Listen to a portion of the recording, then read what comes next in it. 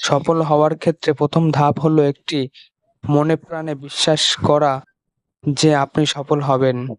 বাধা যতই আটকে রাখতে চেষ্টা করুক, সফলতা বিশ্বাস মনে নিয়ে নিজের চেষ্টা চালিয়ে যেতে হবে। নমস্কার বন্ধুরা, চলে এসেছি আজকে নতুন একটা গল্প নিয়ে। গল্পটি শুরু করার আগে একটা অনুরোধ রইল তোমাদের কাছে।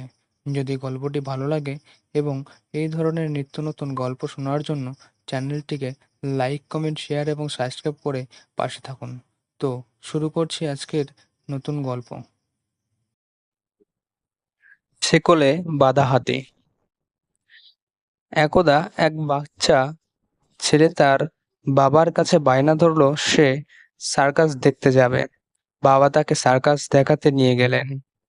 সার্কাস শুরুর আগে বাবা তার ছেলেকে সার্কাসের তাঁবুর বাইরে রাখা বিভিন্ন পশু পাখি খাঁচার সামনে দিয়ে ঘুরিয়ে পশু পাখি দেখাচ্ছিলেন।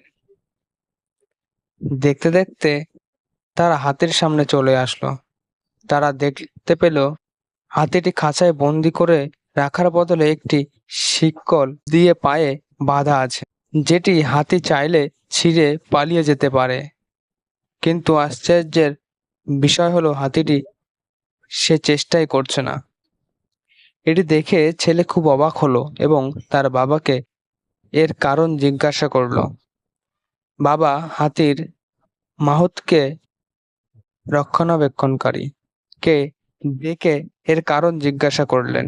হাতির মাহুত উত্তর দিল, যখন এই হাতিগুলো অনেক ছোট ছিল তখন আমরা তাদের এই সাইজের শিকল দিয়ে বেঁধে রাখতাম।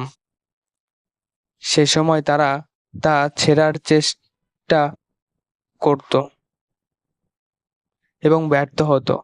সে বয়সে এই শিকল তাদের আটকে রাখার জন্য যথেষ্ট ছিল। এই অবস্থায় যখন তারা বড় হতে থাকে, তারা বিশ্বাস করে নেয় যে এই শিকল ছেঁড়া কখনো সম্ভব নয়। তাই এখন তারা এই শিকল এর চেয়ে অনেক বেশি শক্তিশালী হলেও তাদের বিশ্বাসের কাছে তারা বাধা পড়ে আছে এবং তা ছিঁড়তে চেষ্টা করে না। গল্পের অনুপ্রেরণামূলক শিক্ষা। সফল হওয়ার ক্ষেত্রে প্রথম ধাপ হলো একটি মনে প্রাণে বিশ্বাস করা যে আপনি সফল হবেন।